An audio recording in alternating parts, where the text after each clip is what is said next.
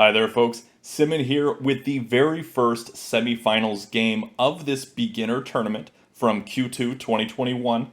This is between DoomsBeard and Gueenee, which is pretty awesome because you get two ends of the spectrum here. Gueenee started playing probably 1 to 2 days before this tournament began. And DoomsBeard actually started playing over 5 years ago, back when the Kickstarter first began, but then dropped the game after a while and only recently came back to play in this beginner tournament. So this is pretty huge. And this is the semi-finals, and they have a 2-game match here, each playing 1 game as white and 1 game as black. And then the winner will face off against whoever wins the other semi-finals matchup in the finals of this tournament to see who takes home the gold. So, without any further ado, let's jump right into the action. Alright, folks, here we go with game 1 of Gueenee versus DoomsBeard in the semi-finals of the beginner tournament of Q2 in 2021. This is especially crazy because Gueenee only started playing mere days before this tournament began. DoomsBeard has been playing off and on, mostly off, since about 2016, if I remember correctly. We're seeing a very interesting opening here, going for the hug. The hug opening, playing that piece right next to it, instead of the standard mirrored opening that you often see. This is a very, very tense battle over here. And white's just trying to say, okay, fine, I'll start going for this vertical road threat and make that happen. Black's going to have to do something to solidify this position up here and probably cut off this potential threat. And they're going to do that with a flat right here. This is a very different opening than what we're used to, which isn't too crazy to think about because it is a beginner's tournament, so they're not going to have as much experience. Though Gueenee did, if I remember correctly, beat Tactician Bot, which at this moment is the strongest bot on playtac.com. So that's pretty huge. We do see Gueenee continuing to make this. There we go. Continuing on with that threat. He does have momentum. White's still got momentum here, so black's going to have to do something if he wants to stop this road from happening. White's going to keep playing along here to make that connection onto this line, or if black keeps blocking, continue on making that horizontal threat instead. Black is able to drop that capstone here, able to come over onto C3 on the next turn to stop that vertical threat. And we do see that first tack threat of the game is made here. White capturing over onto C6 would be a road. Black now capturing down C6 onto C5 to stop that threat. It looks like black may be starting to try to go for that horizontal threat, but white drops the capstone here instead. Excellent capstone placement, as it follows a lot of the guidelines talked about in the capstones video of TAC University. Capturing down, unable to be isolated, ready to capture this big stack. Black doesn't want white to get that stack, so they might even bring that stack down yet again to C3.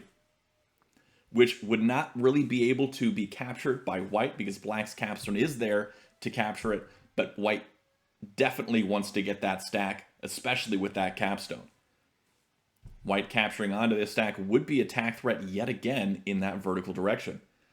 Black now letting white take that stack. Very unusual move there. I did not expect that to happen. White now has this stack. Will they build off here to the right at B3? Yes, they will. Ready to start making more tack threats. White is really in command in this game here. Black is falling behind, a little spread out. You notice that black's pieces are up here, down here, a little spread out. Really no cohesive movement or positioning to any of these pieces. Unlike white, where white has these pieces sort of centralized, ready to go in multiple directions, and already building for those threats. And so that's something that you want to look out for. If you're black, try to make sure that you can cut off all of those. Black dropping a wall here, ready to cut off White's threats in one fell swoop right here, right onto B2 moving, would cut off that vertical and horizontal threat going on right now. But I think White can still place here at B4 and be okay, because that would be making attack threat, force that wall to move over, or this capstone to come over, and then White can start playing at A4 and then go for that horizontal threat from that point. So the wall does come over, B4 is placed. Will he drop A4 next? Maybe he might drop A3 and start going around it. There's a lot of options he's got to play right here. Does go for the A4 placement. Looks like Black's going to have to do something here. There's no attack threat currently, but it could pop up very soon. And so Black is going to have to do some things, place some flats in some good positions, make some more offensive moves, while at the same time keeping control of Black's position here. I think that Black can afford to start playing flats, maybe go for a vertical threat in this direction, because this wall stack is here and can be thrown up onto B4 to stop that threat. So I don't think he needed to drop that wall there yet. I think what he needed to do is start building his position, because at this point in time, White has momentum, White has a much better position on the board, and White has a pretty solid flat lead. Let's see, 1, 2, 3, 4, 5, 6, 7 to 1, 2, 3, 4, 5. Also, White has this stack that can spread out for a +2 move, even without any sort of capturing. So White at this point, I know for a fact that Gueenee is pretty comfortable playing for a flat win. He has done that a number of times against top bots like tactician bots, where he'll play against very, very solid players and play for a flat win from the very beginning. And playing for a flat win from the beginning, excellent strategy. I know top players like No Hat Coder do that as well, and I believe Abyss does that. And so these are top 3 players who do that. So Gueenee being able to pick up on that strategy is very nice also. Black finally dropping a few flats here. But it looks like they might be more defensive than going for that offense, but it still works in that direction for him. White, at this point, I feel like can just start spamming flats and maybe block off this area with those flats. Go for some sort of capture, maybe come down here a bit. It's tough to say. Could decide to go around as well, playing flats down behind, maybe at A2, A3, A1. Go in that direction for the vertical threat. And I think the momentum is there. Let's see, 1, 2, 3, and then 4. 1, 2, 3, 4. So White, yeah, does have momentum here in terms of building that road first. A momentum, another concept we talked about in the momentum video of TAC University. So check that out if you want to learn about momentum and how that factors into the game, as it is a huge strategic component. All right, so it looks like Gueenee's taken his time here. Before, he was above 15 minutes. He'd been playing an average of less than 10 seconds per turn, but this turn took over a minute to decide on his move, deciding instead to play here at D5, which is an interesting placement because it doesn't really do much for him, and it doesn't do much for blocking this. My only thought is that he may be planning on playing here, capturing over onto one of these spots, C1, D1, and then smashing a wall for a road. But again, it doesn't really matter too much where he places his flats, because he can play them defensively to block off that vertical threat that Black is going for now, and just continue to increase his flat count. Flat count is going to be key here in this game, but I think that it won't go to flats. I don't believe this game will go to flats. I believe that one of these players will miss a road threat. As, again, it is a beginner tournament, so that's a pretty common thing. I think here we'll see an F6 placement, or maybe D6, but I'm thinking F6 for White. That's building towards a horizontal road threat for White here. And I think that's pretty solid. Yeah, I like d6 because it also starts building towards the vertical threat. But f6 is nice too because you can capture up with d5 onto d6 once black plays here at d6, which is the sort of obvious move that black would play here.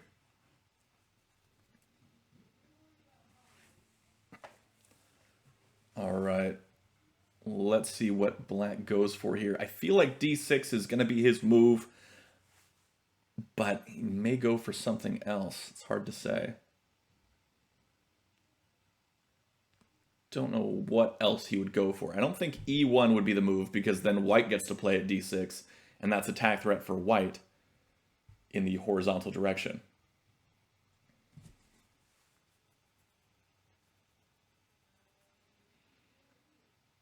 I feel like d6 is practically your only move here, unless you play at f5 and then capture up. But I feel like that's an extra step and not really necessary. But he may be just trying to think about what to do once he does play here at d6, knowing that white will likely capture up with d5 and create that next attack threat. Pluto in the chat saying it is a bit of a rough spot for black. It definitely is a rough spot for black. White has been commanding this game from the very beginning. That hug opening from DoomsBeard was very interesting. We don't see that too often. I know Reed is a big fan of the hug opening. Reed, the main runner of the Tack Times website, and you can catch all sorts of wonderful articles on the Tack Times, as I am loosely also affiliated with that as a proofer and editor. I've written maybe one article. But anyway, we do see the d6 placement here from black, dropping there, ready to come over to make that attack threat, but white has the opportunity here to capture up, doesn't capture up. Instead, going to play here at e1. Now, I find this one fascinating. Dropping here at e1...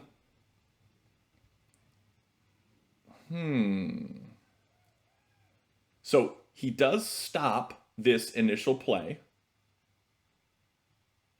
If black captures over, white's going to have to capture up here.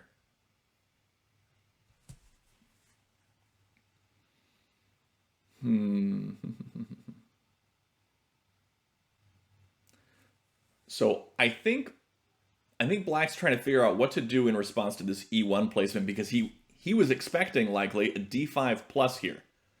That d5 plus would have been pretty big and was what DoomsBeard probably had his whole play based around, was what he was going to do once d5 plus happened. But since that didn't happen, it was a different move, he's going to have to take even more time here to come up with what he's going to do in response.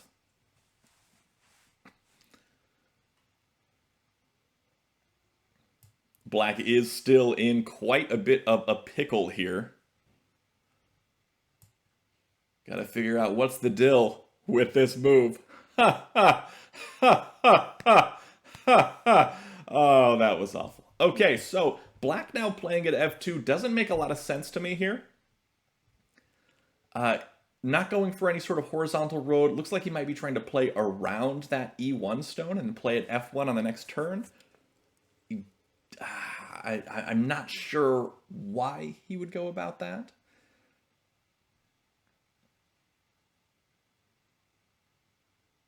Yeah, I am confused. White can now play at f1 if he wants to and drop that flat there. And a flat here at f1 would again increase his flat count differential, which we talked about, flat count differential and +2 and 3 moves in the flat count differential video of Tack University, which you can check out. Let's see. Gueenee probably as confused as I am by that f2 placement and wondering what it is he needs to do to stop whatever it is black is planning. I think that just dropping a flat here at f1 is probably the move to make here. He doesn't need to make any captures. Any sort of capture that you run into here is a bit unnecessary. as you do want to avoid unnecessary captures for sure. Talked about that, giving liabilities away can really hurt you.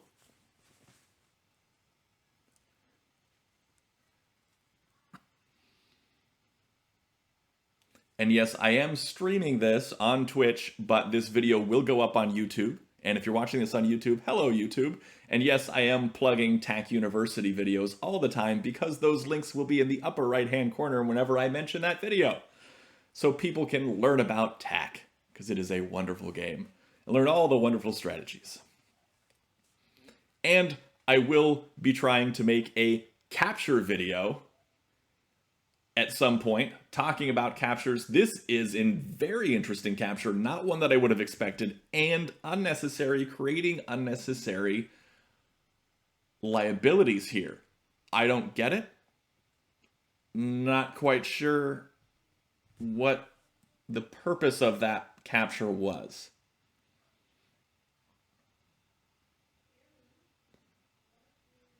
That is... yeah, I'm not quite following the logic here on that one.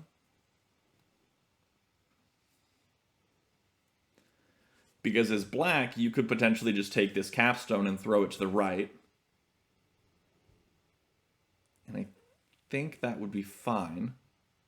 Throw the capstone to the right. Not attack threat for black, but in a strong position with a better capstone position. White wouldn't be able to make a threat. White would be able to make one threat on the next turn, but it's one that he's been able to make for a while.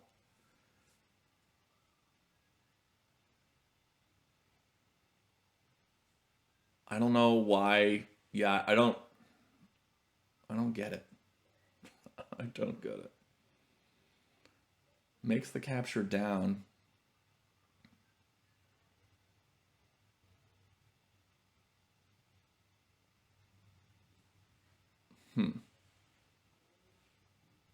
Yeah. I mean, potentially he wanted to throw that stack up and drop it on e5, but there's no tack threat there with that throw. He would have still needed to place at c5 first. So that seems a little early. A little early. We do see the wall in response, ready to come over and capture. Interesting, because he had to know that making a capture down or making a capture over here would have caused some sort of capture to occur. Maybe he expected the capstone to be thrown. I don't know about that. I do not know about that one. And then the wall being dropped. Yeah, this is weird. A little weird. But again, it is a beginner tournament, so these players aren't, you know, they're not Fwib, who is in the chat right now. They're not No Hat Coder. Black now spreading down. Looks to be trying to make up the flat count differential here. Can potentially make another move on this next turn, spreading out to the left to really increase the flat count differential and maybe start moving towards a horizontal threat. But yeah, let's look at the flat count right now. 1, 2, 3, 4, 5, 6, 7, 8, 9. 1, 2, 3, 4, 5, 6, 7, 8, 9, 10. So yeah, black is primed in a position to start winning in flats. White dropping that other wall here, ready to come over and capture. This is where I think Gueenee is thinking too much about flat count and not as much about making these road threats. So that is something to fall into. If you think about flat count from the very beginning, you need to make sure that you are creating roads and tack threats throughout the whole game so you can force your opponent into making subpar moves. And that's how you stay up on flat count, is forcing your opponents to make these subpar moves through your own road threats. Now, these road threats might be stopped, doesn't matter, as long as you're forcing them to make subpar moves that you can take advantage of later on in the game. And so I think that is the thing that some people lose track of when they are playing for flats from the very beginning. They don't realize all the time that they need to continue pushing for that road win. So this is an opportunity here. It's a pretty solid wall placement, to be honest, because he wants to get that stack. Black really doesn't have anywhere to move this stack that would benefit them.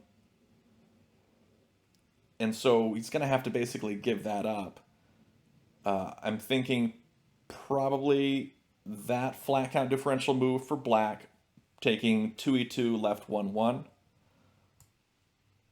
And if you're unfamiliar with playtack notation, you can check out the Tack University video on playtack notation, which explains how notation works. So 2e2 to left 1-1 would be two pieces from e2, moving left, dropping 1, and moving left again, dropping another 1. Instead, going upwards, not making a attack threat, but building towards one. This is where I expect f1 to come left. Does come left, ready to move across to the left or up. Moving left would be, moving left or up, I think would be, moving up is the better move, I think, in terms of flat count differential.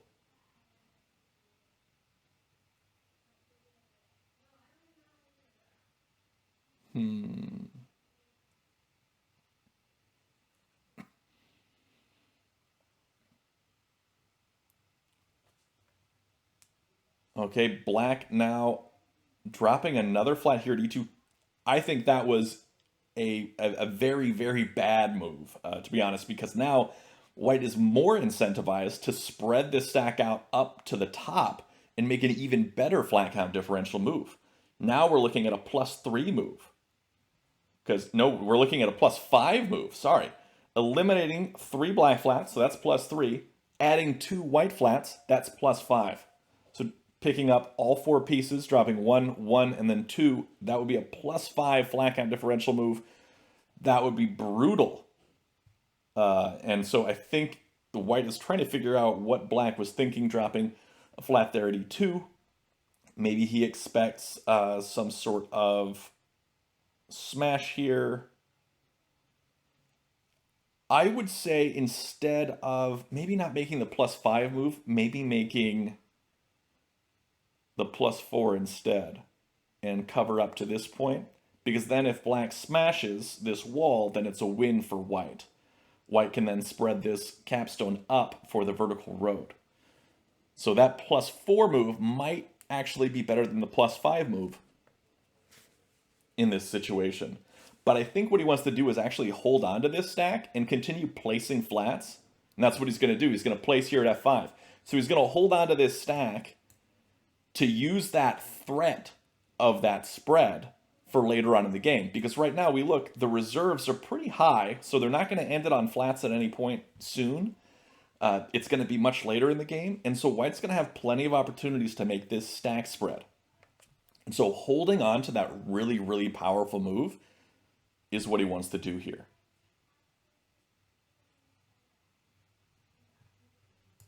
Let's see, 1, 2, 3, 4, 1,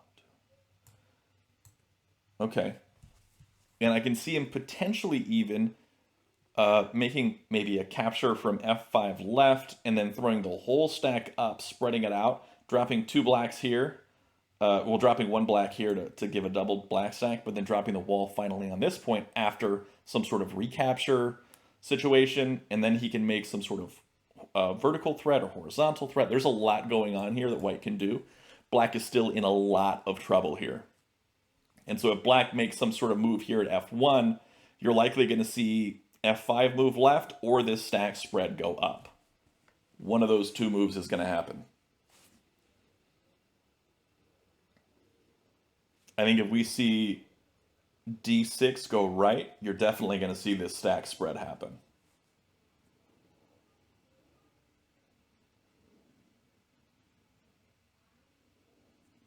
But yeah, black is in a lot of trouble here. And you look at the time as well.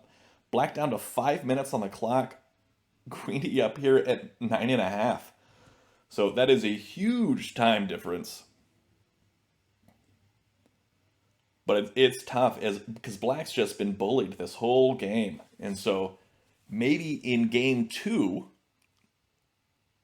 it will...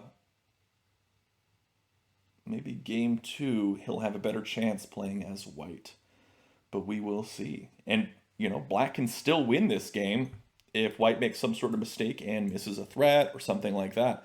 It is not over for sure. Certainly feels that way because white is dominating so hard, but it is not over.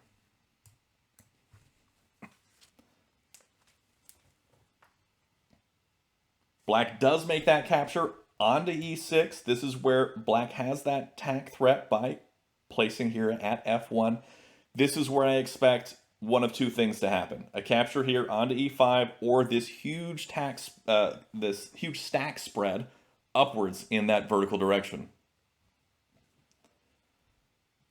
That would be basically destroying all the threats that black's working on, instead capturing over here onto that. That's interesting.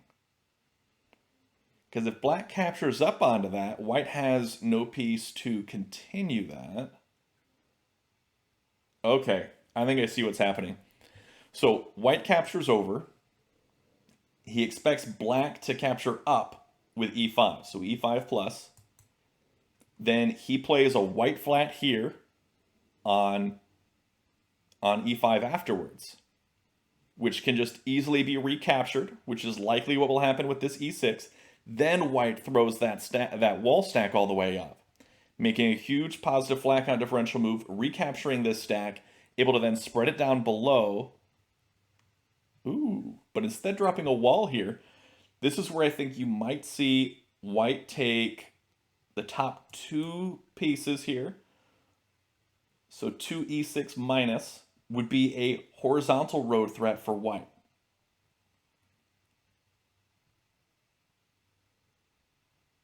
So would 3e6 minus 1, 2. But I think that's worse because it allows black to capture a friendly stack and liberate it with that wall.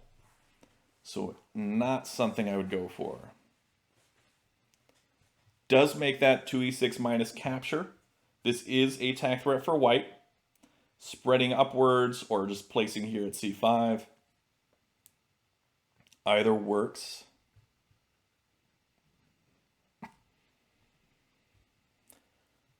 Black comes down with the wall, stops that horizontal road threat. White may decide to throw this wall all the way up to keep black from capturing this stack. No, instead placing, renewing the threat that just gets cut off right away. He might renew it again with an f6. Yeah, it does make sense that he could go for this. So he could just keep playing f6 and then make a positive flat count differential move, a +5 move with this wall stack later on in the game. So he's just running out of his reserves right now. He's trying to get those reserves out. So getting rid of those reserves is his goal, so he can win on flats, because he's going to make this +5 move here in a little bit. He could just keep playing flats now, maybe here at d5, something like that. Or maybe he'll start going around to the left on this side. Or maybe he'll even play at f1 to force some more captures out. I think playing at f1 is probably a good move here for Gueenee, because white does still have that +5 flat count differential move, so just getting rid of those reserves and ending this game quicker is going to be the move that he wants to make here.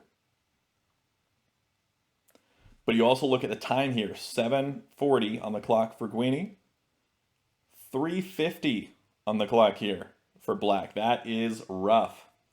Getting low on time. Gueenee is taking his time here, trying to figure out what he can do. He's probably just figuring out, do I want to do this spread?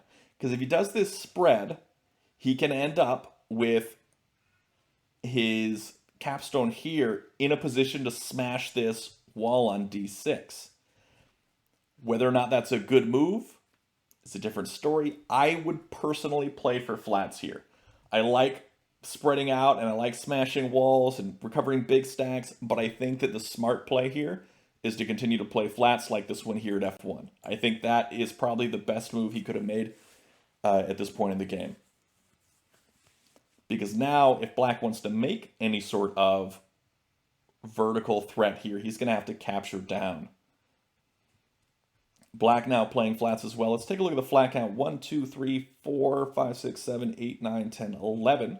1, 2, 3, 4, 5, 6, 7, 8, 9, 10 for black. So white is still up. Black does have a +2 flat count move here or here. But white has way more positive flat count differential moves. So looks like he's going for some sort of horizontal threat here, going all the way from F2 over here to A5. Playing here at C5 and then A5.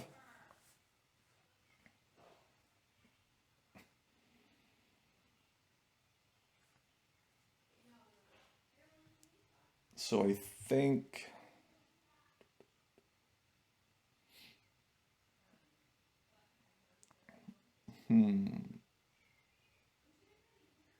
Yeah, just playing another flat here at F4.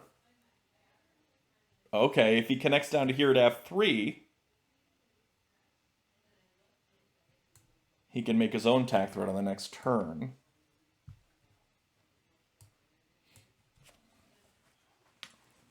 So black likely going to play here at C5 to continue his threat.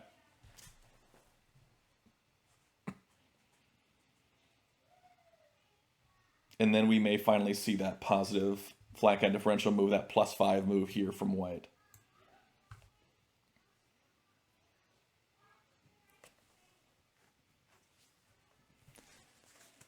I don't think that it was the hug opening that really hurt DoomsBeard here. I think it was just some of the play immediately after that. And a couple moves there in the beginning that sort of put white on this path. So this is a tack threat from black. White immediately captures, makes that +5 move.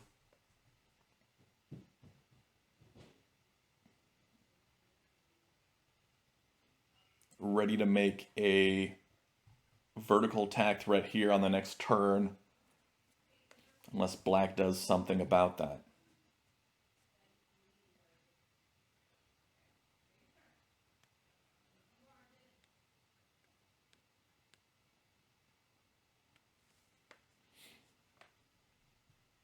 This is a tough position for black. There's not much he can do here. If we look at the flat count now, it's going to be overwhelmingly in the favor of white. Let's see, 1, 2, 3, 4, 5, 6, 7, 8 for black. And 1, 2, 3, 4, 5, 6, 7, 8, 9, 10, 11, 12, 13, 14 for white. So 14, 8, a +6 flat count differential in favor of white. Black now only 2 minutes left on the clock. Playing over here at A5, making no tack threat at this moment. White can make their own tack threat here by playing it at F3 or at E1.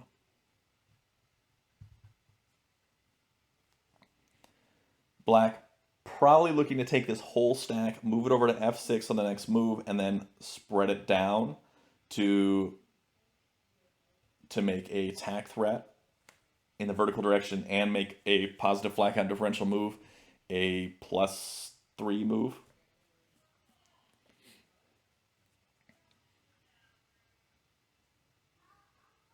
That's probably the best thing black can do right now, besides hope for white to mess up.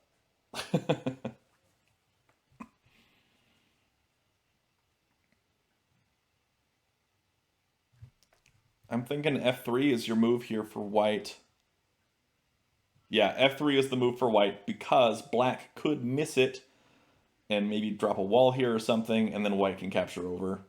Does play the F3 because B1 coming right is also a road in the vertical direction, or playing here at E1.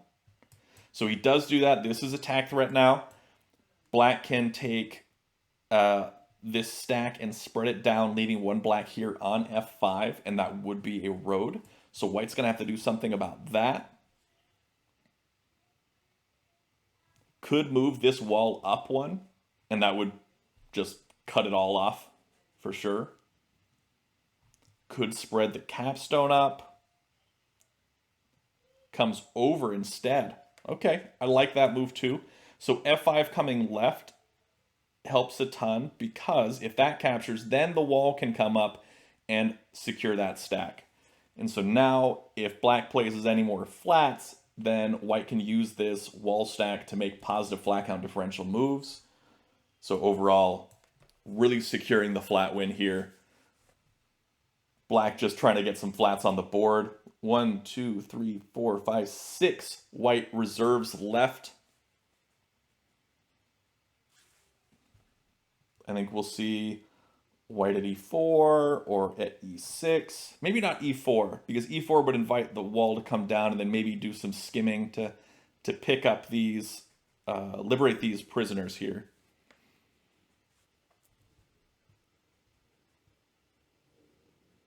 So I think we'll see white start to play lots of flats here, because I don't see any way that black can come back from this position without white really messing things up.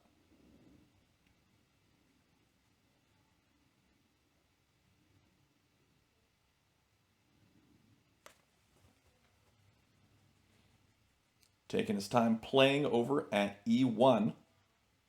Again, no tack threat here. But he is moving in that direction.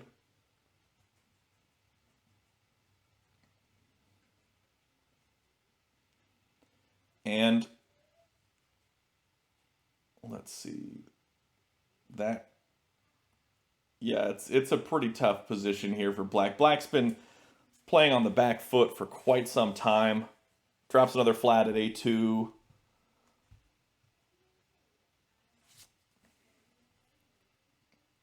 Looks like black maybe trying to go for a vertical road here, use his capstone to his advantage somehow. White filling in here to keep black from dropping another flat there really makes it impossible for white to do anything in that direction. But if this capstone ever moves, I mean, white just fills in for the win anyway, because he's got that horizontal road threat. So I think black may have realized that that he lost here. I'm sure white also realized that. What? b5 minus captures down. Okay. Trying to do something here. And I don't think that it's going to work. I think white just needs to keep playing flats. If he falls for this sort of capture thing, just play flats. Maybe play at f5 or e6, or even play up here at c6. It doesn't do anything in terms of a road, but there's really nothing that black can do at this point. So I'd say continue to just place white flats. I mean, he can also afford to drop a wall too, because he's so far ahead in terms of flat count. He can just drop walls too. Also works. And that is a philosophy from No Hat Coder as well. He has always said, you know, if I'm far enough ahead in flats, I'll just start dropping walls to cut everything my opponent off, to cut my opponent off from everything. And that way, I'm sure to win it. So let's see here. Still, white seems to be way ahead on flat count. I'm not going to count yet, but I think that if he just starts dropping flats, it's going to work out for him. 1, 2, 3, 4, 5, 6, 7, 8, 9.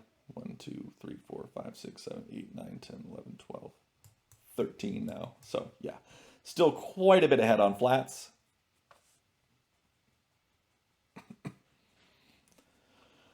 Probably going to want to place at e6 next.